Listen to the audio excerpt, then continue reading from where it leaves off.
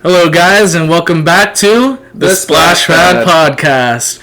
All right, today, what are we talking about? So today we're going to be talking about training as a whole. We're going to talk about little tricks, about training, like traditional USRPT. We're going to talk about weightlifting, age group training, college training. Yes, sir. Also, we're going to be talking about like taking breaks too. Yeah, so very important. Very so this is going to be a great episode. I think we got lots to say about this, and let's dive right into it. Yeah, if you're like a younger swimmer who has hopes and dreams about swimming in college, maybe the Olympics, hopefully these tips and tricks on what we think and the value of swimming will help you just dramatically change your swimming and make you a better swimmer all around. So this will be good.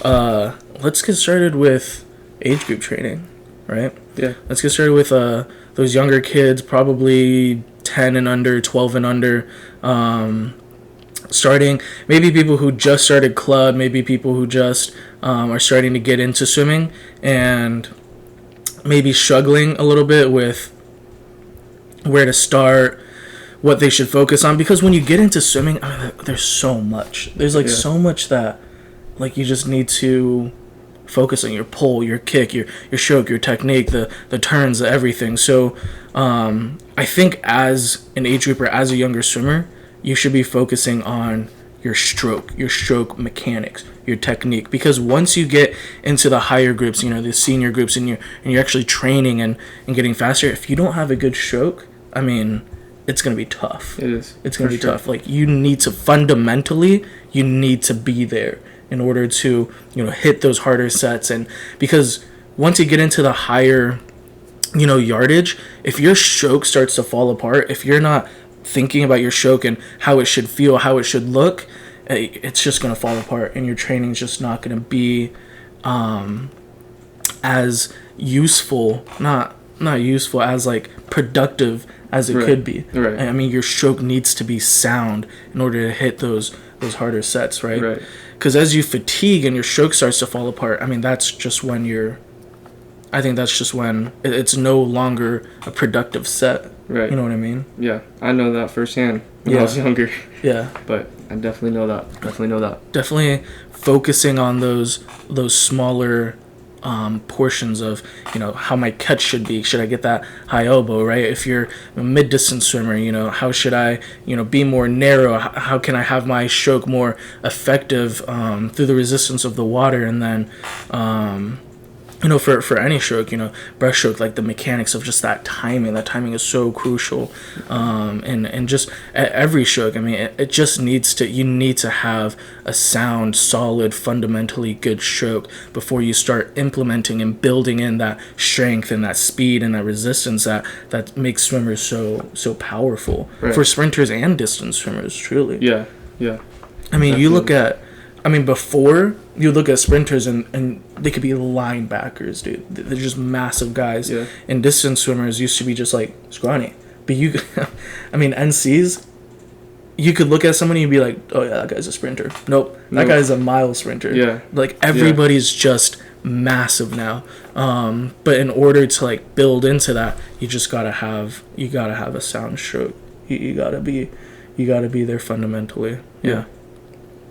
The other thing I'd suggest for age groupers is when you're training at practice, you're focusing on so many different things throughout that 2-hour practice, right? Definitely.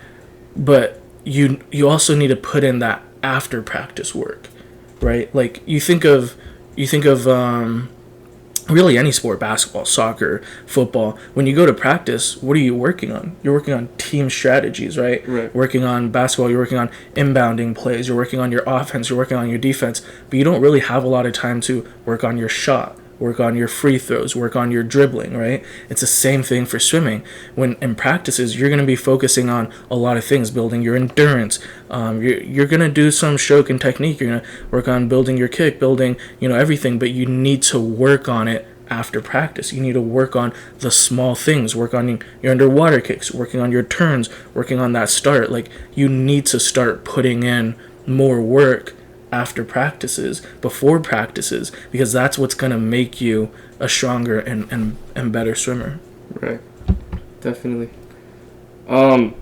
Like, also when you're in a young kid starting to swim, I think it's very important to, work on every stroke.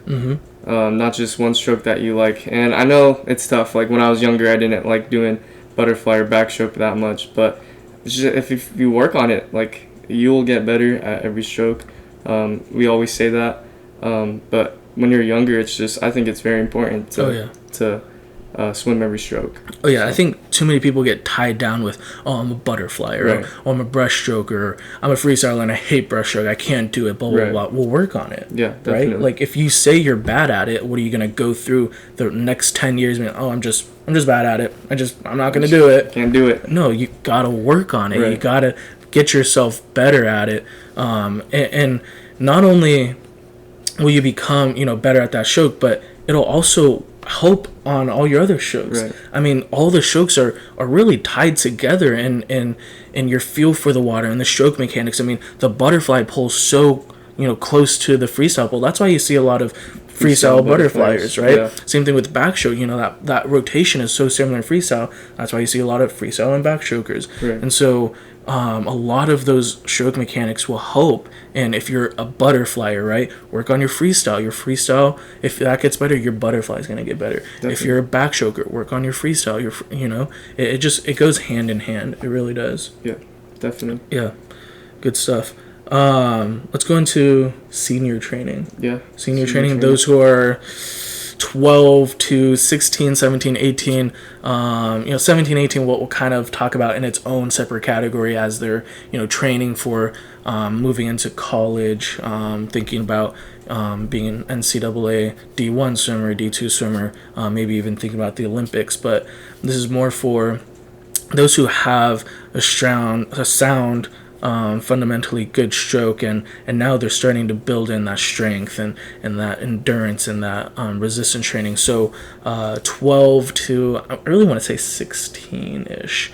The biggest tip and trick, the best thing that I can tell you is working on your underwaters.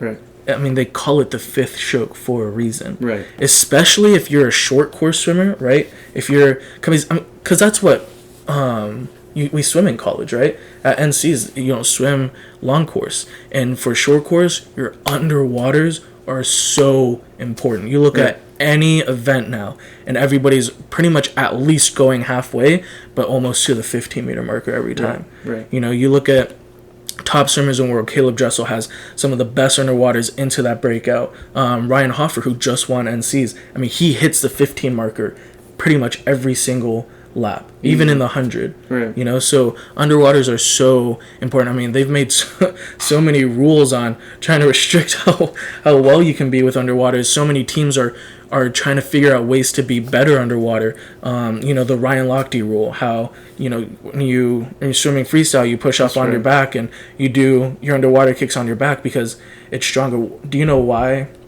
kicking on your back is stronger for underwater kicks? I do not know. It's because you're kicking both ways more efficiently. Right. When you're on your stomach, a lot of people forget that up kick and they just focus on that down kick. So it's a poor recovery and then a strong kick down. And so this is what your underwater kicks look like when you're on your stomach. But on your back, I mean, you're driving both ways. You're driving back up, driving back down. And so you're just so much faster on your back. That's why you see backstrokers. I mean, they've been doing it for years. I mean, their underwaters are just exceptional. A lot of programs are training where when you push off the wall, because you can't be on your back now because of the Ryan Lochte rule, they're having you do your kicks on your side now. Right. And really that is because of fishes, right? Of animals. A fish kicks both ways like this, right? If you're lacking on one side, that fish is just going to swim in a circle, right? And so you just need to be very efficient kicking both ways, whether that's going to be on your side or whether that's going to be on your stomach. You just got to focus on feeling the bottom of your feet, driving that water up, and then driving back down and making a really fluid, fast kick. But, I mean, underwater's number one way that you're going to improve any stroke, breaststroke too. Yeah, I mean, definitely. They changed the rule now for that first 25 of breaststroke, you can do your pull out past the 15-meter marker now. And so like it's just become so important to have super strong pullouts. I mean, Caleb Dressel, when he broke the 200 IM American record at SECs, I mean, if you watch his breaststroke portion and watch it, go just YouTube search Caleb Dressel's 200 IM at SECs, and you'll watch his breaststroke pullout. He just pushes off the wall, and that pull, I mean, he just accelerates Monster. so much. You know what? Go watch that right now. Pause the video. We'll wait. Pause it. We'll be here. Search Caleb Dressel. Go watch that. SECs. Go watch that breaststroke pull out. You need to go watch it if you haven't seen it already. But it's just, you're gonna be so much faster moving underwater with your underwater kicks, and you know, I should rephrase that, with a solid streamline too. Right, if you have a poor streamline, doesn't matter how efficient, how well your underwater kicks are. It's just the hard way. It's not gonna be. I mean, if your streamline's like this, that's exactly what mine looked like. it's not gonna be as effective. You gotta have a tight streamline, and that's something you need to be working on as an age grouper, right? That's why you need to be so fundamentally sound in everything that you're doing, because once you start focusing on these things, if you don't have a good streamline, forget about it. Right. Now you're setting yourself back when you should be working on, you know, gaining speed, gaining strength. Now you got to focus on, oh, okay, you know, I got to get my streamline tighter, blah, blah, blah. I mean, you're always going to be fixing things and, you know, tuning and adjusting to your stroke and technique and form, especially as you hit puberty and you start gaining in height and start getting used to your body. But you want to have that set as an age grouper, and then when you're starting to focus on speed and strength and everything, I mean, if you have it all there, it's just going to be so much better for you, especially if you're a short swimmer like us. We're short, so I'm 5'8". I'm about 5'8". 5'8". If you're shorter, underwaters are going to save you. Right. Save you. Diaceto, I think that guy's like, that dude's short. I think he's 5'8" as well. Yeah, but and Cody Miller as well. Yeah, they crush it in the underwaters. Right. Diaceto in the 400 IM, absolutely crazy in his underwaters. I mean, he's just an amazing swimmer in general. Yeah. But being a shorter swimmer, having those strong underwaters is going to help you out a lot. And then the second thing I'd say is the kick. The kick it's gotta be there. Your legs are a larger muscle group than your arms, and so if you don't have good legs, you're still gonna swim well. Don't get me wrong, but you're just not gonna have that drive forward, right? You got to think of it like a speedboat, right? The motor's in the back, right? I mean, that thing drives you like crazy, right? If you have paddles, it's like, you know, you're moving, you're going, but it's like that motor in the back is really going to drive you forward, especially as a sprint. Anything, freestyle, backstroke, butterfly, you gotta have a strong kick. Right. And if you think about it, with any stroke, you're kicking way more than you're pulling. Think about a sprint freestyle, 50 free. Your kick tempo should be a 6-beat kick, right? And that's a strong, fast kick right there. You need to be a 6-beat kick kicker for a sprint freestyle. So if you pulled, say, 20 times at a 6-beat kick, right, then you just kicked 120 times. 120 times compared to your 20 strokes. Right. I mean, that's insane. You're kicking way more. So have a strong foundation in your legs. Focus on kicking a lot, and having that up kick too. Driving that up kick, driving that down kick. You have to have a strong kick both ways, especially in butterfly. Even in butterfly, I mean, you're doing 2 kicks to a pull, right? And so you gotta have that strong kick, driving that up kick up and then back down on that arm recovery over. On breaststroke, it's a 1-to-1 ratio, but what's really driving your breaststroke is what? The kicks. Legs, right? I mean, yeah, kicks. Easy. But yeah, that's what's going to drive your breaststroke, and so you gotta have a good, strong, foundational kick. That's going to help you, you know, with anything. And this is mainly for guys too, because I mean, you go to the gym. What are you working on? Yeah, I don't go to the gym, man. But guys go to the gym. What do they work on? Upper body. Always, right? Arms, chest, arms, legs, or not legs, just arms, chest, shoulders. Girls go to the gym. What do they work on? They're working on their legs. All the time. Girls are always working on their legs. So guys, they forget about their legs all the time. And I see this a lot when I'm working with male sprinters. I'm like, dude, you got it, kid. Like, what are you doing? Right. You're just dragging your legs behind you. Use your legs. I mean, they're there, right? And they're not going to slow you down. So use your legs and have that strong, fast whitewater kick that's really going to drive your stroke. But yeah, I think for that senior age group, 12 to 16, that's the best thing I can tell you is focus on your underwaters, especially in short course yards.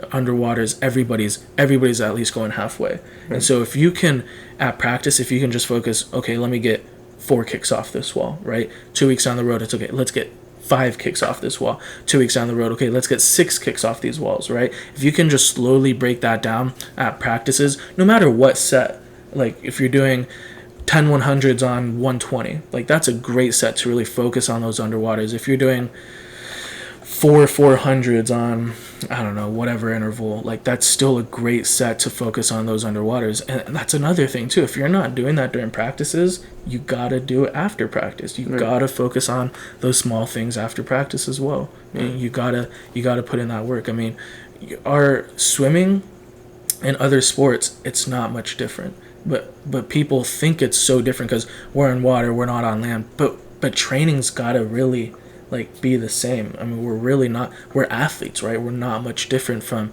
any other sport, and you see it all the time. Basketball players working with trainers on their ball handling, right? Focusing on creating moves to create space to get a shot up. Like, you've got to be focusing on that as a swimmer. You're training in the water, building that speed and endurance, but then after practice, okay, let's focus on the small things. Let's get those turns down, right? Let's get those starts down. Let's get those underwaters, right? Let's hit those breakouts. It's the small things that you got to be focusing on away from practice that's going to help you better as a swimmer, right? Right.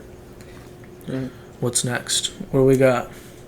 Let's go into college training. College training? Yeah. All right. That'd be, probably next step forward. So senior age group, we said 12 to 16. College training, now we're looking at 17, 18, those few years right before college. What would you say is the best way for a swimmer to get looked at by a college? Just being versatile, just knowing, or being pretty well or pretty good at every stroke. Yeah. Just to be good at every stroke, I guess. Being a well-rounded swimmer. Again, we've talked about this in previous podcasts where you look at the best swimmers in the world, Michael Phelps. He has so many medals because he's a versatile swimmer. Swims fly, right? 100, 200. He swims free, the 100 freestyle, the 200 freestyle. And then he swims the IM, 2 IM and 4 IM, right? That's his 6 medals right there. And then he's got the other relays, right? The 400 free relay, the 800 free relay, and then the 400 medley relay. He has so many medals, and he's accumulated so many because he just swims so many events. He's a versatile swimmer. You look at other great swimmers, Ryan Lochte, backstroker, IM, freestyle. You look at, Caleb Dressel. He swam the 2 IM, broke that record. He's a great breaststroker. He's got butterfly. He's got freestyle, and he's actually working on his 200 free, which is nice. Actually really solid. That's nice. And then obviously he broke the 100 fly Michael Phelps record, and so even though he's so dominant in that one event, he's still well versed in so many other events, and so that's what college coaches are going to see, right? That's what college coaches want, is that, okay, I have 8 breaststrokers this year, and I don't really need any more breaststrokers. But say you're, primarily a breaststroker, but then you also have a very great freestyle, and he's like, oh, we're really lacking on our mid-distance freestyle, right? Okay, if you have a great 200 free, now you're swimming the 200 free for them, and you're swimming in the 800 free relay for them, right? And then as those breaststrokers graduate, now you can go into the 100 breaststroke, the 200 breaststroke. Like, coaches need that versatility of, okay, I can put you in anything, and then I know you're going to do well in it, right? When they're trying to win meets, when they're trying to win invites, when they're trying to win conferences, when they're trying to win NCs, like they put athletes in specific events to score the most points for them, and that's how they're going to win things. So either A, be incredibly dominant in the event that you're swimming, or B, be a very well-rounded swimmer. And then the second thing is, when you're looking to swim in colleges, is be a good student too. I mean, you're a student athlete. You're a student before you're an athlete. So focus on your academics. Have a drive and a goal for your career and what you want to do after swimming. I mean, coaches love that, right? When somebody's like, I don't really know. I'm just swimming, and I'm gonna get a communications major, Or it's like, I want to be, a bio something, and the coaches are like, whoa, that's crazy. Yeah. And you're a fast swimmer, dang, Right. like this kid's gonna be incredible. You know what I mean? And so, like, if you're very well in your academics, coaches love to see that, being a good athlete as well. And it really translates over really well. I mean, students who are good academically are going to be good athletes as well, because they just have that that discipline. Yeah, that discipline. That's the word. Yeah, they have that discipline of, okay, today I gotta hit the books. I gotta study for this exam. I gotta study for this final that's coming up, and really sitting down and studying, putting in the extra work. Like we just talked about. Like in swimming, you gotta put in the extra work. If you're putting in the extra work for your academics, you're gonna put in the extra work for your swimming, right? It just goes hand in hand on being a good student and then a good athlete as well. Absolutely. Absolutely. You got anything to add to that?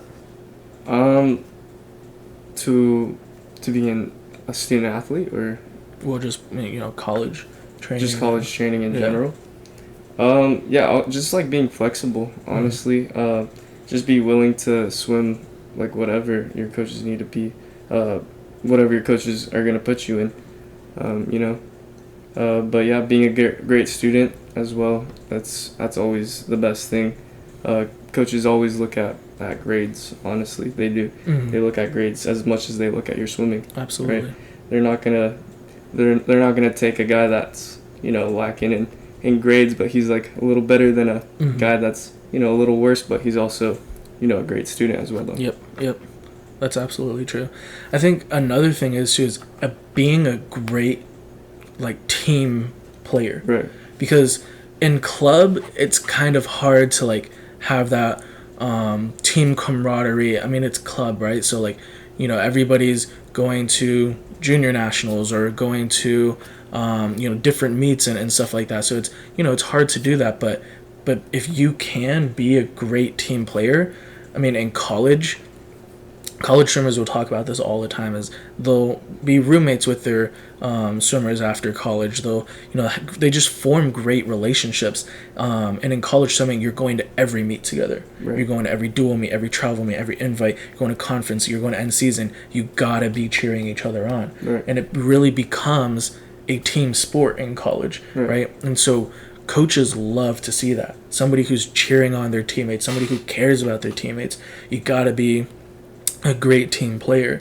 and that's a really good selling point when you're being recruited as well. When a college coach is talking to your club coach, and your club coach is like, oh man, he goes to every meet. He doesn't have a meet this weekend, but he knows his teammates have a meet 2 hours away. He travels there and he cheers them on, and he's there for them, and he genuinely cares about his teammates and how well they perform. Coaches love to see that, especially in college, because it really becomes a team dynamic, right? And so you got to be a very good team player as well. Yeah. All right. Here we go. We're going to get into USRPT training. USRPT Good stuff. versus traditional training.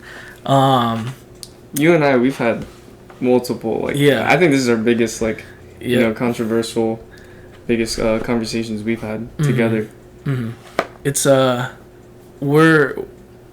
love to talk about USRPT. I mean, I love USRPT. Our program, GC Club Swimming, our club athletes, we train them USRPT. I think there's a lot of benefits, but we're also going to talk about traditional swimming and how that also it's good training. It's good training, but I guess we're just going to talk about the pros and cons of each, right? Yeah. So let's talk about traditional training first, right? So traditional training is really a broad term. It's kind of, and there's so many other ways to train. I mean, it's not just traditional, just not just USRPT. I mean, there's so many other ways to train as well. A lot of programs do like a month and a half to 2 months of just straight drilling and technique and form, and they only do 25, just working on their strokes. A lot of programs do like high level resistance training with pulleys and towers, power towers, and parachutes, and just tons and tons of resistance. A lot of programs do yardage, just heavy yardage, which I guess is kind of what you group traditional training into, is heavy yardage. And then low volume, high intensity, which is USRPT, but most programs just call it low volume, high intensity. I think mainly just because of the negative connotation of USRPT, how it's not widely accepted, and so I think they just shorten it. It's low volume, high intensity, whatever. Right.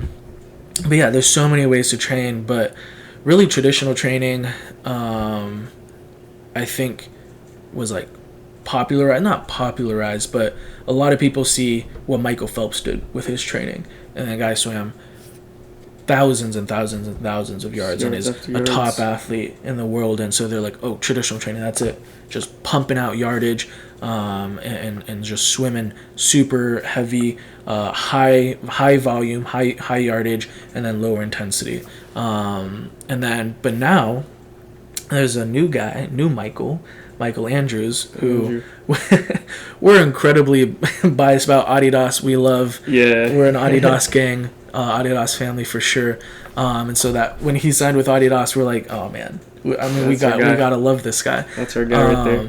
Went pro at the age of 14. Right. Signed with Adidas, I think at 16, and has broken, I think, 100 or somewhere close to. I think it's less than that actually, but a bunch of national age group records, and he was training USRPT, and he popularized it, and I want to make that clear. He didn't start it, he popularized it. The guy who started is Brent Rushell, and if you want to just Google search Brent Rushell USRPT, he's got lots of research articles about USRPT and what it's about, a lot of scientific data that backs up USRPT and why it's a better training method than traditional training. But let's talk about USRPT training. The reason why I love it is because it puts the ownership on the athletes, right? When you're doing traditional training, too often people just tune out, right? 10 100s on 120, the first two you're like, yeah, let's get it, let's go after it. Then 3 through like 8 you're like, okay, what's a song I'm just gonna put on repeat in my head, I'm gonna stare at this black line, I just gotta make interval, blah blah blah, right? And then the last two, it's like, last one, fast one, okay, we gotta go all out, we gotta go, right? And so the productive yardage in that is really the first two and the last two. So it's only 400 yards of production rather than the set's really supposed to be 1,000 yards, right? But in USRPT, which stands for ultra short race pace training, by the way, if we didn't mention that, you have to swim every lap like you're racing, right? Like if you're, so to break down USRPT, take Jordan's 100 freestyle for example. It's 1 minute, right? It's 1 minute, 2 minutes, 5 minutes. Yeah. No, for example, if Jordan's 100 freestyle was 1 minute, which it's not, but for example, if it's 1 minute, and we're training 25s for your 100 free, we would break that down into quarters, right? Because 100 broken down into quarters is 25. So a minute broken down into quarters is 20 seconds.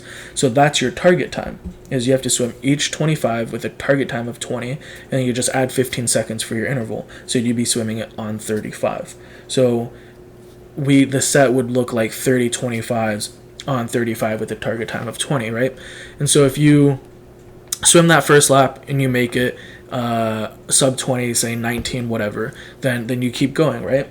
And then if you miss it, say even if it's 20.5, then you sit that one out. Because neurologically, you're training your mind to never go slower than race pace, right?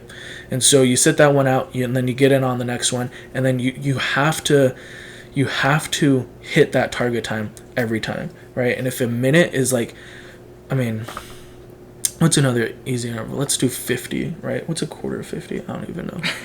About 17.5, right? You got to swim each 25 at 17.5 to hit a 50-second interval, right?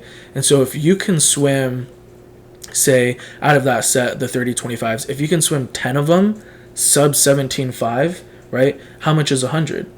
It's only 4 25s. But you swim it 10 times, right? Sub 25 or sub 50 is what your goal time is, right? So if you swam 10 25s, which is 2.5 times the race under your target time, then of course, like, you get into a meet, you're gonna swim faster than that. If you can swim 2 times the amount of 100 faster than your race pace, of course you're gonna swim 4 of those 25s faster than 50. So say the next time you swim it, now you're down to 48, right? So now your target time changes to, what is that?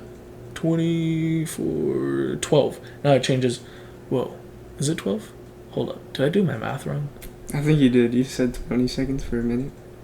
Yeah, 20 seconds for a minute, and then 50 was 17.5, and now 48 is 4.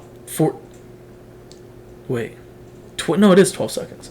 It is 12. No, wait, because it's 20. Yeah, it's 12 seconds. Because yeah. So now your new target time is 12 seconds. So now you're hitting each 25, trying to hit that new target time. And at first, yeah, you're gonna struggle. That's a new target time for you. That's gonna be rough, right? Yeah. And so you're not gonna hit it. You're maybe gonna get 2.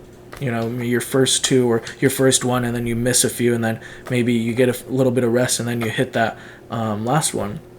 But then as you continue that set, now you added 3, now you added 4, now you added 5. Maybe you did well and you added, now you're at 8, right? And so slowly you're building that endurance at that race pace, right? And so it really puts the ownership on the athlete. If they're not swimming at race pace, if they're not trying, if they're not dialed in and focused on each lap, each 25, then you're not going to get faster, right? And so what we call it is we're taking out that garbage yardage, and really every lap counts. Every lap matters, and you have to be dialed in. I mean, you're going at race pace, right? So if your breakout isn't solid, if your underwaters aren't solid, if your finish into the wall isn't solid, then you're not going to hit that pace, right?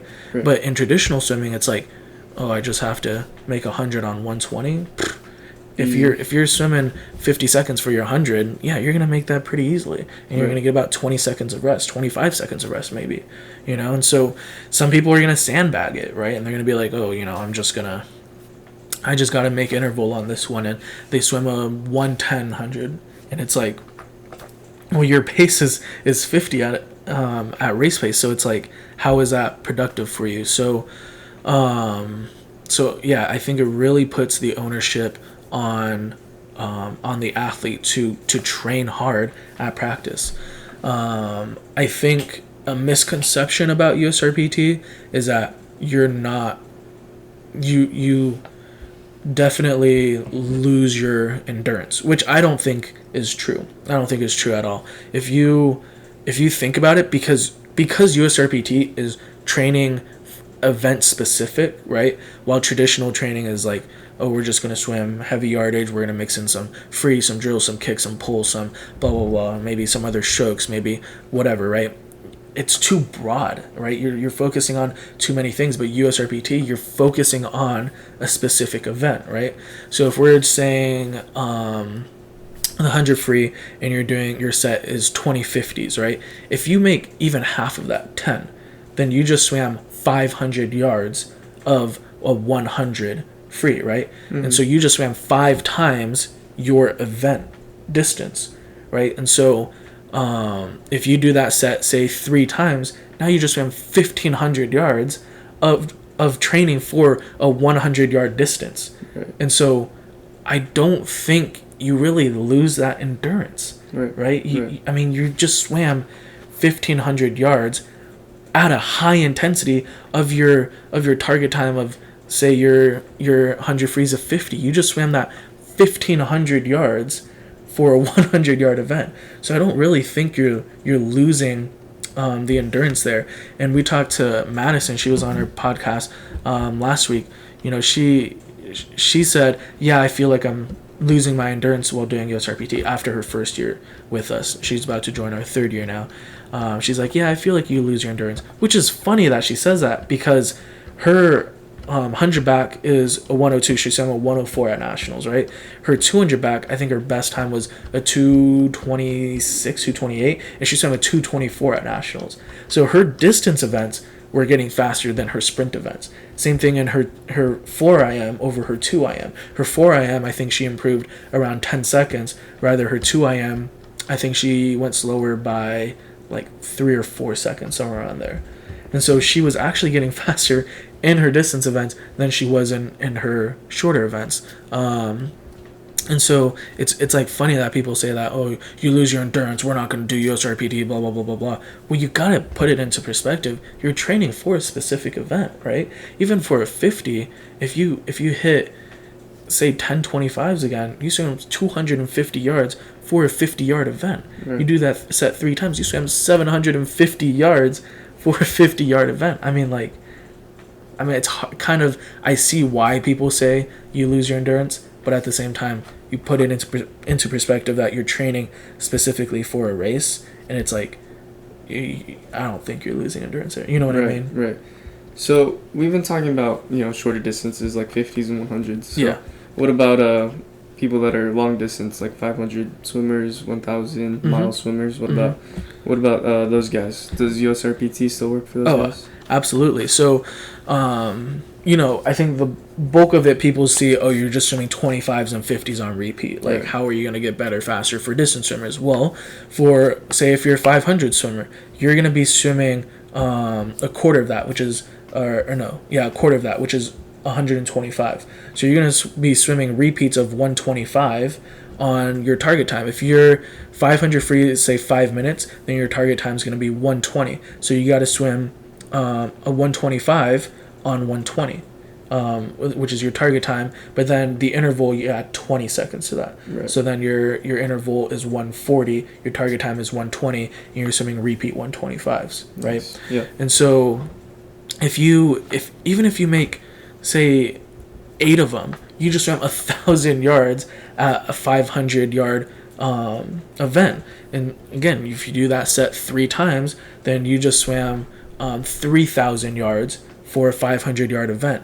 And so you really are building endurance, and you're also building that speed into the 500, which we know now with Katie Ledecky, you can have speed in distance swimming. I mean, Katie Ledecky is an absolute monster. I'm pretty sure she has the top 10 records for like the mile and the 800 and whatever. Don't quote me on that. I don't actually know if that's true, but it wouldn't surprise me if she did. But we now know, like, yes, you can have really great speed in distance swimming. It's not just about conserving strength and energy and everything. And that's also due to hybrid swimming and the way that she swims those miles. A lot of people swim hip driven, but we know hybrid swimming is really good at conserving energy while being strong in the stroke as well. Obviously you're not going to swim shoulder driven for distance events, but yeah, you can absolutely train longer distances with USRPT, and you can train IM with USRPT as well, right? When we train our athletes for IM, a typical set would look like, for a 200 IM, 10 50s of each stroke. So you're doing 4 50s or 10 50s of fly back breast free, right? What about turns for IM? That's so important, is those transitions. Okay, well then you do 3 sets of 10 50s, and the first set of 10 50s is 25 fly, 25 back, Now you're doing 1050s, focusing on those transitions, right? Your next set of 1050s is 25 back, 25 breast, right? Then your next set is 25 breast, 25 free. So now you are working on those transitions. And so you can really use USRPT, building in those transitions, building in each stroke, and getting faster at it with USRPT. And again, it really puts the ownership on the athlete. If you're not going to try, you're obviously not going to get faster, right? But if you are going to put in that work, then you are going to get faster, which does bring me into my next point is, well, I'll actually talk about that later, but cons for USRPT is that you really do train event specific. So it's kind of hard to train for multiple events, right? But if you say, okay, today I'm working on the 50 and 100 free, right? And then the next day, you're going to train for 100 back, 200 back, blah, blah, blah, whatever the case may be. It's kind of hard to have a lot of diversity of training different strokes and different distances throughout practices, throughout weekly practices. But with our group, you're allowed to swim 4 events at nationals, and those are pretty much like the 4 events that we kind of focus on throughout the year. Obviously, some people change throughout and want to focus on different events, different strokes for a different meet, and that's totally fine. We train them for that. But I would say that's probably the number one con that I can think of, is that it is very, very event specific, which can be limiting. But again, if you're one of those guys who like, I'm just a 50 freestyle, that's it, that's all I do, I want to be super dominant in that, then why not just train in that and get faster and build your endurance in that, build your speed in that, and train USRPT. I'd say the other con, like I mentioned, is that as an athlete, if you're not trying, you're not going to improve in it. You have to be trying every lap, every set, every round in order to improve. And then, talking about other programs, we mentioned that there are programs that train technique and form specific. There are programs that train resistance heavy. There are groups that train volume heavy. I'm not gonna sit here and say that none of those training methods are good and that you can't improve in any of those training methods.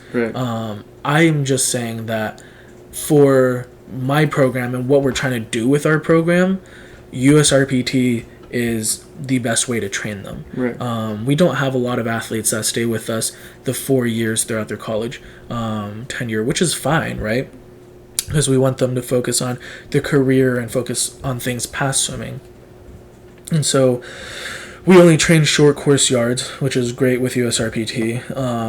And not a lot of our athletes are looking to swim in the Olympics and stuff like that. And so we don't have to train long course. And so with what we're doing with our program, USRPT is great for that. And that's why we do that. But with other programs, there's just so many other ways to train. Some programs train heavy with training gear, fins, snorkels, ankle straps, tubes, like everything, every equipment you can think of, they're using it. A lot of programs, zero training gear.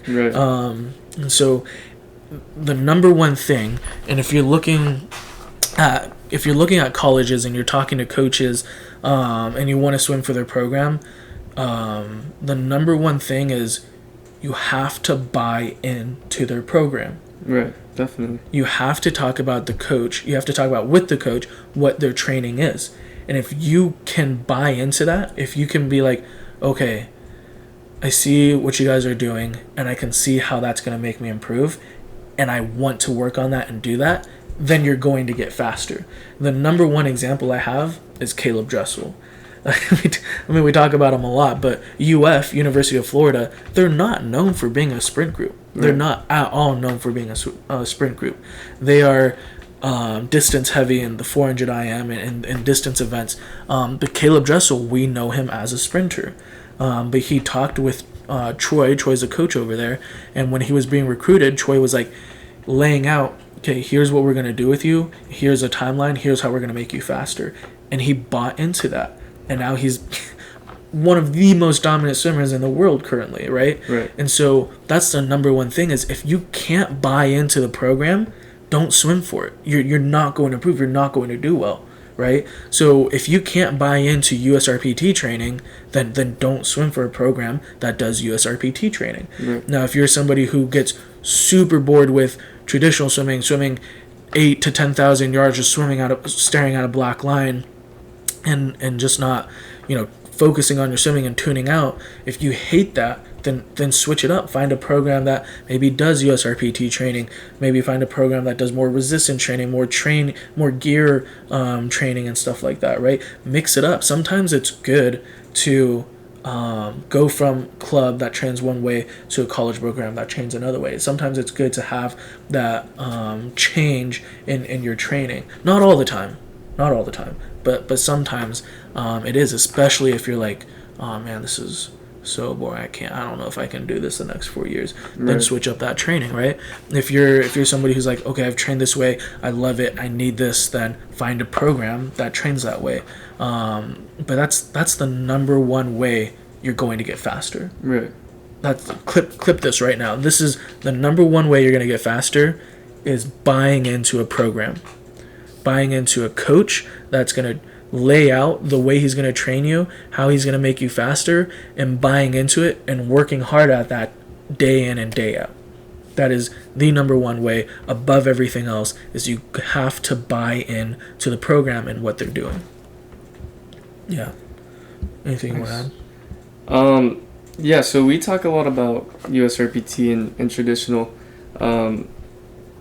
People probably gonna be like, why USRPT? Well, we train USRPT for our club team, and we also think that's the best way of training.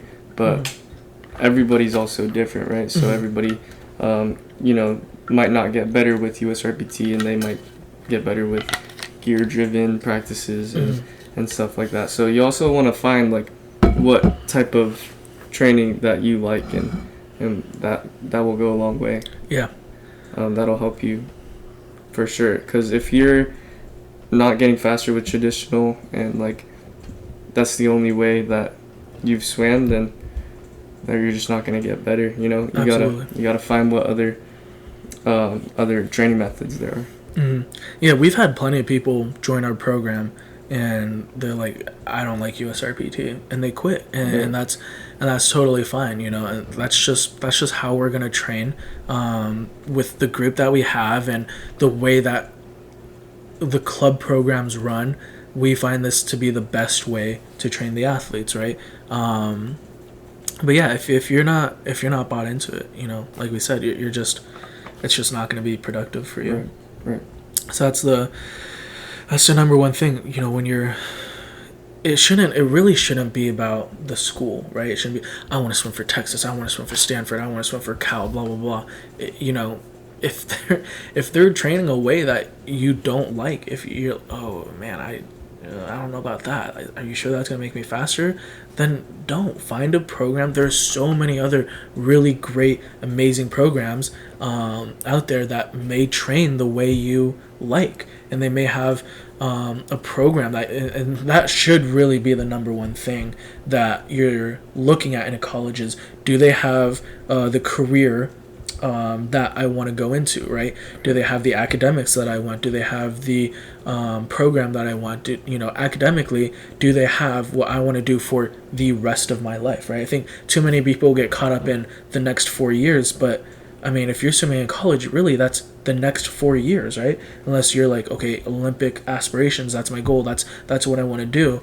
But really that's your next 4 years, but you're going to be working in a career that's going to be your next 30 years, you know what I mean? Right. And so if you're going to a college just for the swimming program, then you've kind of set yourself back, I feel like. Right. Because now you're not focusing on your career goals and what you're going to be doing for the rest of your life, but if you have Olympic aspirations, obviously, find a really good training program and make that your number one goal. It's really going to be different for a lot of swimmers, for a lot of people and everything. But yeah, that's great. What do we got next? Would you like to go into weightlifting or taking breaks? let's go into recovery and breaks Okay. before we get into weight training. Let's do it. This should tie back into age group swimming, senior swimming too, even college. Even if you're in college and you're swimming already, it ties into everything. I am a strong believer in taking breaks while swimming. Well, any sport really, basketball, Right, yeah. baseball, football, just any sport. You need to step back from the sport and really really like get a bigger picture of what it is, right? Because think of the current situation we're in right now in COVID. A lot of people have been able to step back from work and reprioritize into their family, into hobbies, into things they love and everything, right? I think too often, and this is going to be, this whole thing may be an unpopular opinion, may trigger some coaches, but I'm such a strong believer in it. In club for age groupers, they have them training twice a day for, I used to train this girl, her name's Kelly, shout out Kelly. I used to train her when she was 6, and then I told her, it's like, you need a swim club. And she moved up to a club team, and every once in a while I'll go back home to Gilbert and I'll visit them, especially during, when I was in school, during like winter breaks and fall breaks and stuff like that. And during winter breaks, I'm like, hey, you free? Like, what's going on? Like, I'm trying to swing by. And she's like, oh, I'm swimming doubles. I'm like, it's your winter break. Like, you just finished school. This should be a holiday break for you, and you're swimming doubles at practice. As, a 10, 11, 12-year-old kid? Mm-hmm. To me, I think that's the number one reason why people get burnt out with swimming. You don't hear that in any other sport. You don't hear, like, baseball players, well, maybe baseball players, but you don't hear, like, basketball. You don't hear it often, especially with, like, 18-year-old kids, like, oh, I'm just burnt out from the sport. Right. What? Like, you really don't hear that. And I think the number one reason is because we're working these kids way too hard at a young age, and the other thing is we're also just not making the sport fun. It's like, training wise, we're making the sport way too serious, and it's not fun. And that's something I strive for all the time on the pool deck, like having fun and making it really light, but also training hard. And it's kind of hard to find that mix, but topic for another time. You need to take breaks, right? When these kids go on vacations with their family, what does every club coach say? You got to find a way to, make it work. Yep. You got to find a way to train, right? Stay at a hotel with a pool, and you better be swimming. Like, what? You're a 12-year-old kid going on vacation to Disney World in Florida, and your coach is like, find a hotel with a pool. If you're not training, I don't want you back home. Well, that may be exaggerated, but like, you better be training while you're gone. It's like, oh my gosh, relax, man. This is a 12-year-old kid going to Disney World. Like, let him be a kid. Let him enjoy that, right? Like, they're gonna grow up and they're gonna be like, oh, I don't really remember much about Disney World. I just swam the whole time. And like, that's so disappointing. You know what I mean? Like we didn't swim club. We didn't swim club growing up, and I swam club like 4 months. Jonah's our older brother. He swam club for a year or two or something like that. And even you did like a little bit of year-round swimming. It wasn't necessarily club, but year-round swimming for a year. It was about 2 years. Yeah. And I think I think the number one reason why we still love and enjoy the sport is because like it didn't consume our lives. We played so many other sports. Basketball. I played baseball in high school. I played soccer in high school. Our older brother played soccer. He did golf. He did track and field. Like you do basketball. You played baseball, soccer. We played badminton, like tennis. Yeah, you did tennis. You did track and field. Like, I think that's why chess. I did chess. Chess is a sport. Okay. That's facts. It's Quote us on that. In high school, you do need a pink slip to play chess. But I think that's the number one reason why we enjoyed the sport so much, even to this day, like past it, is because Like, it didn't consume our lives. We weren't swimming doubles. We weren't, swimming morning practice, weightlifting in the afternoon, and then another practice in the evening. That's insane. As a 10, 11, 12-year-old kid, you're doing 3 types of trainings on, like, your breaks, on your winter break, on your fall break, on your spring break. I mean, it's absolutely crazy. And then, like, after state and whatever, it's like, oh, you got a 2-week break. You got 2-week optional practice, and then we're gonna start back up. And it's like, 2-week optional practice. Come on, you know exactly what you mean by that. You better be at practice. You better, yeah. Right? Like, just give them 2 weeks off. Right. Give them 2 weeks off. You'll be fine. Like, let these kids be kids, and enjoy, like, being a child, hanging out with friends, having a social life, focusing on their academics, on their other hobbies. Because that's another thing that I want to talk about too, is like being a well-rounded just person, well-rounded athlete. Like, we volunteered a lot growing up with Special Olympics, and if we swam club, there's no way we would have been able to do that. Right. Like, go volunteer, go experience things. Like, what's really difficult, and I'm kind of getting off topic here, but what's getting difficult is we let people work at the age of 16, but then in 2 years they need to go to college and decide their career and what they want to do for the rest of their lives. Right. That's crazy. To me, that's crazy, right? Like, you get to work for 2 years, you get to find jobs and work for 2 years, and then by then you better know what you want to do for your career for the rest of your life. Like, that's so bizarre to me, right? But as a kid, you should be experiencing things, volunteering a lot, like just experiencing like different things and finding what your passions are, finding out different hobbies, like knitting, reading books, like just different things. And yeah, I think you can do that, swimming year round and being able to have those side hobbies and stuff like that. But when you're too intense with doubling up on kids' fall breaks and winter breaks and stuff like that, it just becomes too intense, right? So just let these kids be kids. Let them find hobbies. Let them find things they're passionate about, and let them grow up and stuff like that, right? Yeah. Moving into like the senior age group, I think senior is 14 to 18, but really like 12 to 16. Moving into that group, you've been swimming for a long time now, and you've been doing those doubles, and you're exhausted and you're strained, right? Take a break. Focus on your body, right? I know too many club coaches that are like, oh, coach, I have a shoulder injury. Well, you better still practice. You're just kicking the whole time. What? Right, yeah. What? Now the kid's kicking the whole time. Now they got a leg injury, right? Now it's like, okay, now I got a shoulder and leg injury. And it's like, the coach is like, oh my gosh. Really? Right. And it's like, well, no, you did that to them, right? Or if a kid's like, oh, I got a knee problem, a breaststroker, right? I got a knee problem. Well, you better pull the whole time at practice. Oh my gosh, you're having a 14-year-old kid pull 8,000 yards. Like, come on, now they're gonna have a shoulder injury. I mean, you're basically asking them to get injured more, right? And you're not helping them at all. Take a break. Get out of the water, right? Go focus, especially if you have an injury. Go focus on your body. Something that happened to me is, I talked about this in the intros. I dislocated my patella, both of them, and I had surgery on my left one, and I didn't take care of myself. I went to PT, but I didn't stay in it as long as I should have, and I've subluxed my patellas, which is again when your kneecap comes out and then right back in, so it's not a full dislocation where it just sits out.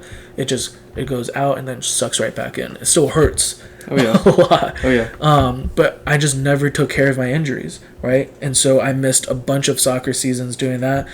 You guys hiked the Grand Canyon, and I couldn't do that with you guys because I couldn't hike. Yeah. I didn't hike the Grand Canyon. You didn't do it? No, it was Mom and Jonah. Oh, well, they hiked the Grand Canyon. You guys go on so many hikes that I'm like, I just can't do that. Or I go and then I have to like stop halfway because I can't continue. I'm still like deathly afraid to jump on trampolines just because if I buckle it's so scary. So there's a lot of things that have affected my life because I haven't dealt with my injuries. And now that I'm older, I'm 23, I'm engaged, and I'm thinking about marriage, I'm thinking about kids, like I've had so many my baseball coach actually, he told me, he was like, when I was having shoulder injuries, he's like, you need to take care of that. you need to stop right now, go do PT, you need to take care of that shoulder. And he's like, I had a friend who played baseball, pushed through all of his injuries. He grabbed his remote to change the channel, and his entire shoulder just gone. Fell apart. Yeah. Is this Coach Rhodes? Yeah, Coach Rhodes. And now, like, the guy can't pick up his grandchildren. Like, to me, that's like, oh man, that sucks. Like, if I have kids and I can't run around in the backyard with them, if I can't play catch with them, teach them how to ride a bike, like, carry them and hold them, like that's crazy to me, right? And as a younger kid, you're not thinking about this, but, like, every adult's gonna tell you, like, no, you gotta take care of yourself, because these are the things that you need to look forward to as an adult. Swimming is really only going to be a part of your life for so long, right? But your career is going to stand forever, right? Your family's going to be there forever, right? And so you need to, like, take care of yourself to make sure you're able to do all of these other things when you're grown up. And so, like, take a break. If you have a shoulder injury, go have it seen and taken care of. Do PT, get MRI testing, go see a doctor, and, like, really take your time to take care of yourself. And that's also gonna make you a better swimmer if you're able to make yourself 100% healthier physically and mentally too. That's another thing, is mental awareness. And try not to get too off topic now, but that's another thing, is, like, if you can physically, mentally be 100%, your training is gonna be so much better, right? But if you're training and you're even 80%, you're like, oh, pulling, like, oh, I felt that pinch, you're no longer focusing on your training, right? And now you're focusing on your injury. Now you're trying to hold back a little bit. Your training is not going to be as productive, right? And so you need to take breaks. And I've seen this so many times with my athletes who take breaks and become so much faster. Colin, shout out Colin if you're watching this. This guy swam this last season, swam for us the whole first semester, and then pretty much took the whole second semester off, swimming maybe the last month before that, maybe twice a week, and then he was swimming lifetime best times. Went from a 22:07 at nationals when he was training the whole year to a 21:88 at a meet.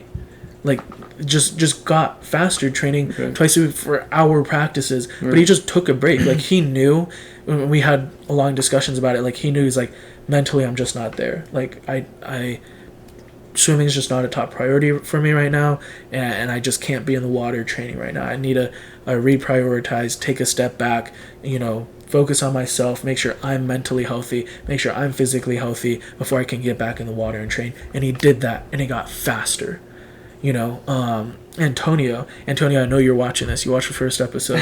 I know you're watching this, but Antonio, he had cancer, had his body cut open, went through rounds and rounds and rounds of chemo, and a year later got back into swimming, and trained USRPT with us, took breaks here and there, and was swimming pretty much in 3 months, was swimming pretty much his lifetime best times again. Right. After, like, having surgery, his body cut open, rounds and rounds of chemo, taking a year off, and then swimming in 3 months right back at his best times. Right. Like, that's insane, right?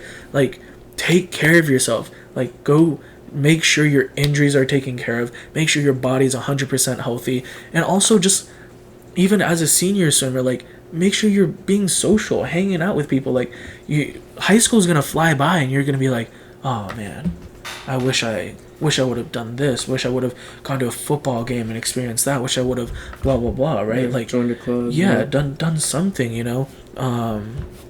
But it's gonna fly by, and you're gonna live with regret, and you don't want to. Right. Like, take a break just take one season off. Just take a break from swimming and just focus on your other hobbies and your other passions, and just make sure you're not getting burnt out from it. Too often I recruit swimmers, and they're ridiculously fast. They're so fast, and I'm like, hey, you want to swim? They're like, no, I'm burnt out. I'm like, what? Yeah, I did want to go back to that. Getting burnt out. Yeah. Getting burnt out is like when coaches just keep pushing them 2-a-day practices, weightlifting. They just get so burnt out, and these guys are super quick, and they're just done with the sport after high school or even before that. Like, I know people that have just stopped, and That's like all their life. Like all they do is just swim. They don't do any other sports. They don't have a job. Like some of my friends don't have a job. You know, all they do is swim, right? Like for us, I feel like we never really got burnt out, just because we weren't consumed with it. All my friends that like don't get burnt out and they love swim is because like they're not swimming round year like all the time. They're going out doing other stuff, playing other sports, taking breaks, you know. But yeah, like getting burnt out is such a big thing in swim. Like we don't see that anywhere else in any other sport, but in swim it's huge. People just get burnt out all the time. It's disappointing because they really could be a solid D2 swimmer, right? You know, and they're coming to GCU for academic purposes and you know, whatever reasons they have. And I'm like, hey, you know, you want to swim for a club program? I'm like, no, I'm burnt out. And like they really could be a solid swimmer, and it's like disappointing to me because I love swimming and I want to get back in the water and I want to train, but I also love coaching and everything. But it's just sad to see like people end up hating the sport of swimming. Like that's right. Like we're just not making swimming fun anymore. We're putting too much pressure on these younger kids, and it's honestly just really tough, and it's disappointing to see. But let's finish this up with some weightlifting. Let's do it. I'm an exercise science major, and that's people who train to be personal trainers, you know, strength and conditioning coaches. You know, we can go on to be occupational therapists, physical therapy, athletic training, and stuff like that. So, you know, I took a lot of classes like exercise physiology, you know, kinesiology, and, you know, a lot of other classes that help me train athletes, you know, for any sport, and make sure that they are getting the best out of weightlifting and being, you know, in the workout room, and translating that over into their sport. And the number one thing that I've learned is that there aren't a lot of exercises that you're going to do in the workout room that are going to translate over to swimming.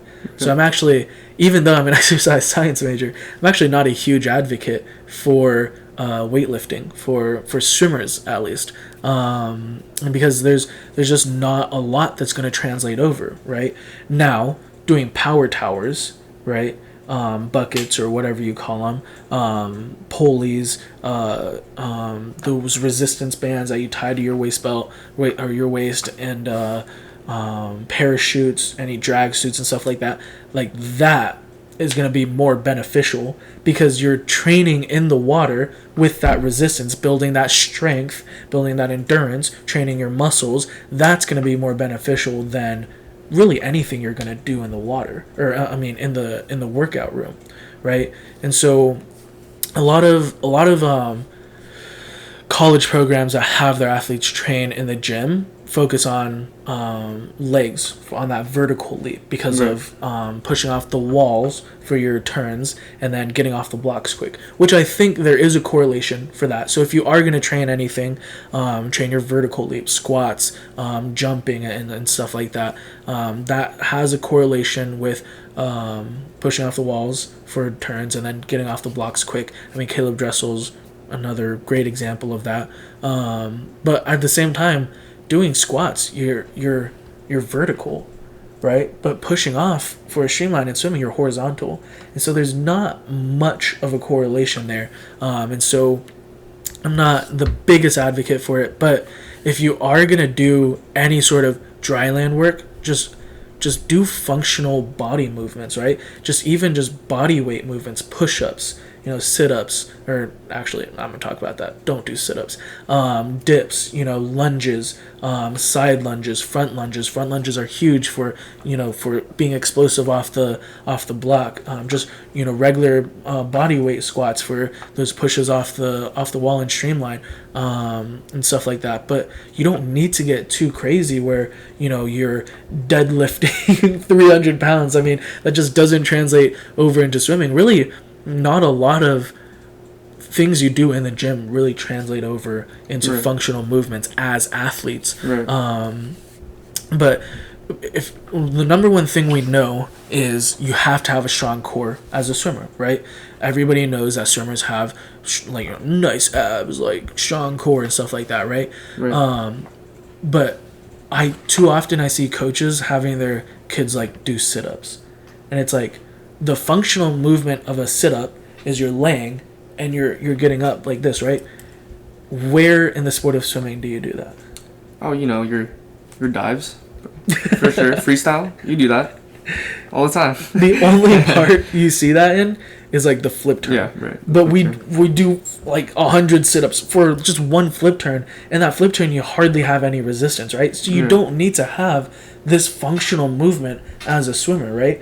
But we use our core functionally as a swimmer for rotation, right? But too often we have, coaches have their kids do, oh, we're just going to do a bunch of sit-ups. Yeah. No. Do rotational movement. Right. Grab a med ball, throw it against a wall, right? And then go back this way.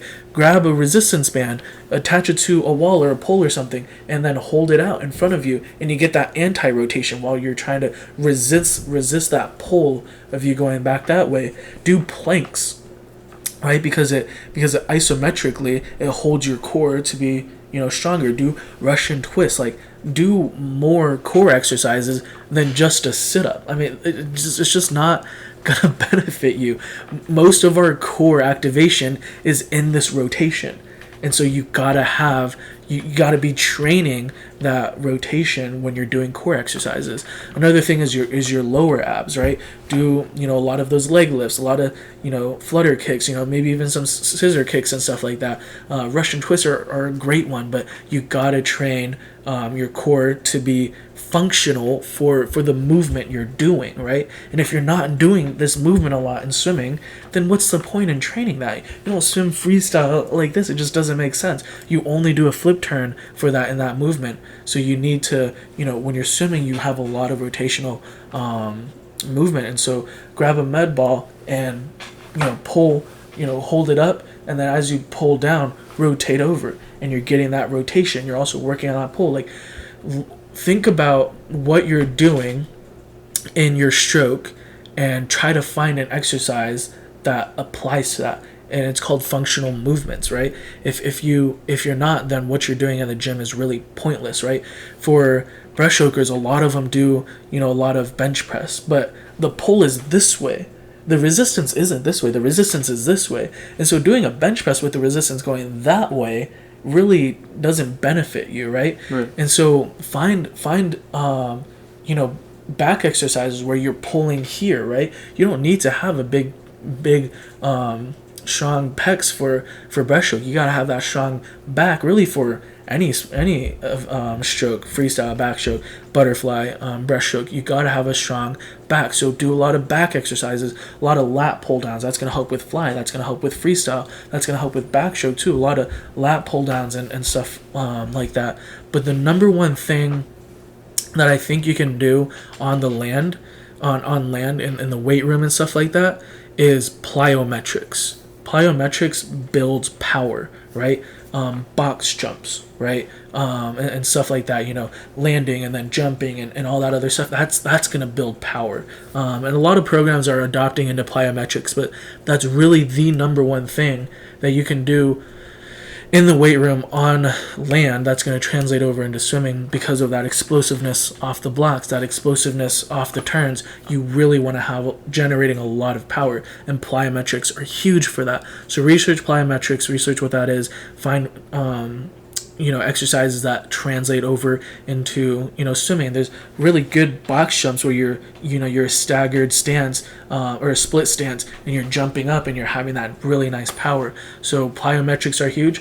And then just do body weight exercises, again, push-ups, dips, lunges, side lunges, and then find functional movements in the gym that are going to translate over into being in the water. Stop doing sit-ups, because even in your life, you never do the only movement that I can think of that's going to help with a sit-up is getting out of bed, or like getting up when you're laying down, getting up from that position. Right. But like, how often do we do that movement?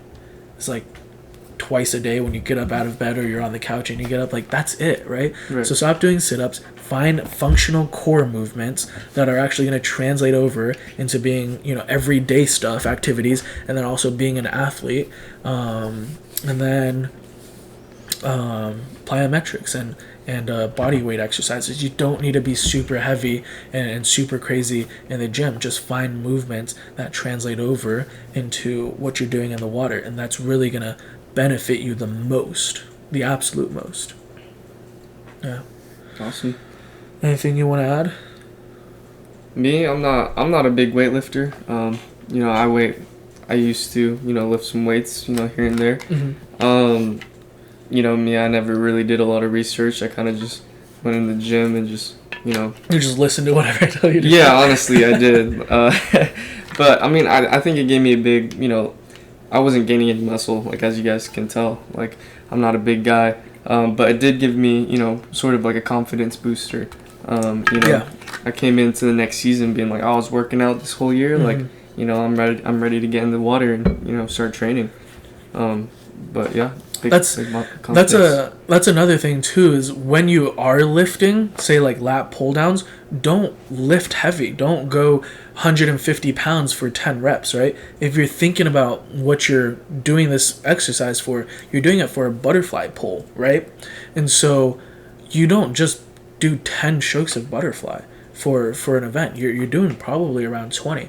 So drop the weight, do like 80 pounds and pump out 20 reps. Go for endurance rather than strength, right?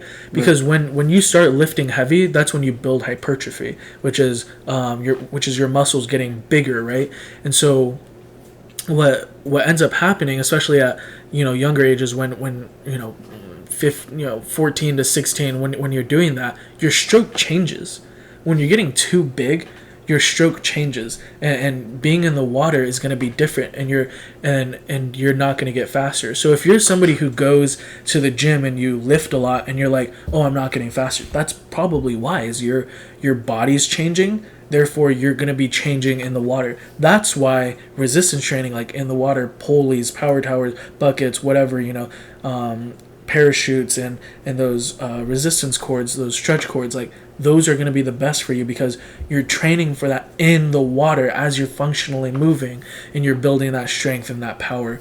There's actually a lot of really good science behind that type of resistance training in the pool, rather than resistance training on dry land and in the gyms. And so those will be more beneficial for you than being in the gym and pumping out heavy weight, because it's going to change the way you swim, and sometimes you're not going to get faster. You think of athletes that go into colleges who are really top athletes, and they don't do well their freshman year, and it's because they're in the gym, they're in the workout rooms, and they're pumping out a lot of weight and building up a lot of muscle, and their swimming is changing, it's different, right? But then their second year, they have a huge breakout. Think of Ryan Hoffer, right? Huge breakout year, second year, 1NCs in the 50. It's just gonna be it's going to be different. So think of your long-term goals. Do you want to train? Are you training for the Olympics? Then probably start implementing heavier weightlifting sessions. But if you're somebody who's like, I just want to make it into college, I just want to be better endurance-wise, have a little bit better strength, have that confidence, do endurance sets, right? Pump out 20 to 30 reps rather than just 5 to 10 reps, and that's really going to help push you forward in your swimming. Yeah. Nice. I think that's everything I got. That's about everything. All right.